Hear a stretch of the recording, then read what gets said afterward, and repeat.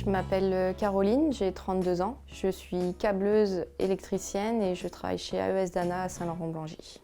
Mon métier consiste à câbler des armoires électriques. On les implante, on les câble, on les teste et après ils sont vérifiés au bureau de contrôle et sont envoyés sur site.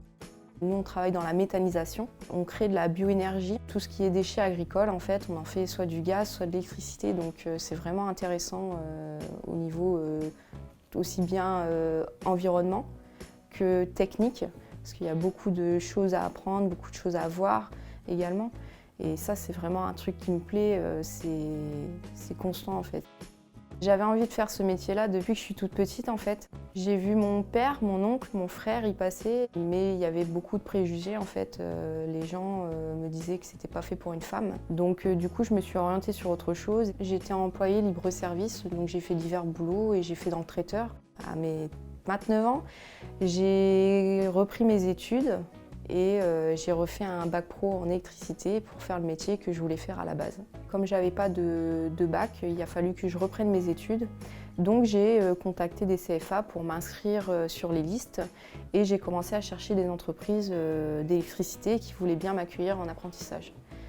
J'ai donné pas mal de CV, j'ai téléphoné à pas mal d'entreprises, une quarantaine au total. C'était toujours oui mais vous êtes une femme et ça change quoi? Je veux être électricienne, pourquoi je pourrais pas en fait? Au niveau du moral, ça a été dur.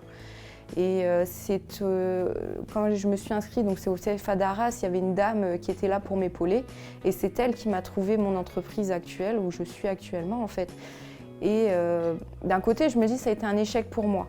Parce que j'ai pas réussi à trouver seule mon entreprise en fait. J'ai pas su me faire ma place seule. C'est elle qui l'a trouvée. Mais d'un côté, je me dis que je suis tombée dans une super entreprise qui m'a accueilli les bras ouverts et j'ai jamais eu de soucis là-dessus en fait. On m'a vraiment pris en tant que personne et pas en fonction de mon sexe. C'est vraiment la personne que j'étais. Quand il y a des charges lourdes, c'est pas mes collègues qui portent à ma place en fait. On est deux et on s'aide. Et c'est ça qui est bien, c'est qu'on ne travaille pas seul en fait. C'est vraiment un travail d'équipe.